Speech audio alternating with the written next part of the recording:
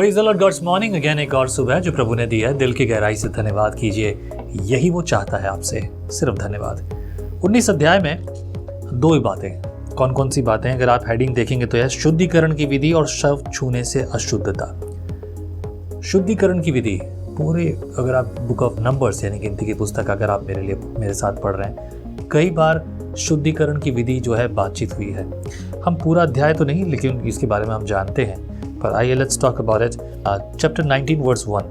फिर यहोवा ने मूसा और हारून से कहा, व्यवस्था की जिस विधि की आज्ञा यहोवा देता है वह यह है, तो इजराइलियों से कहे कि मेरे पास एक लाल निर्दोष बछिया ले आओ, जिसमें कोई भी दोष ना हो, जिस पर जुआ कभी ना रखा गया हो।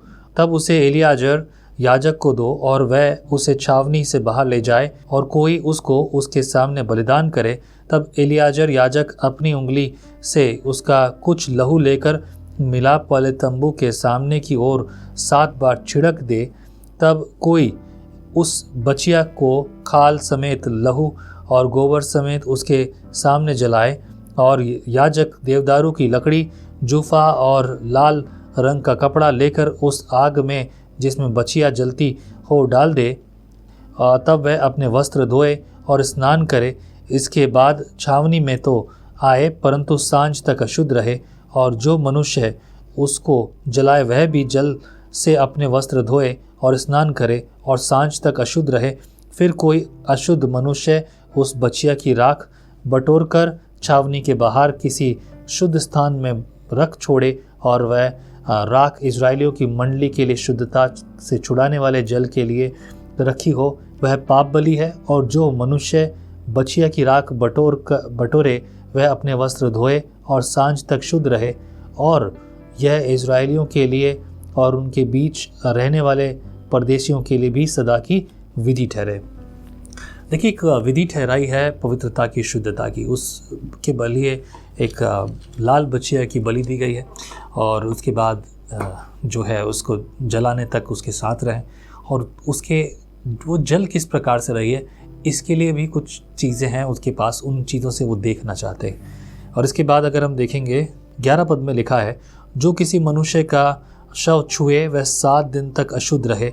ऐसा मनुष्य तीसरे दिन उस जल से पाप छुड़ाकर अपने को पावन करे और 7वें दिन शुद्ध ठहरे।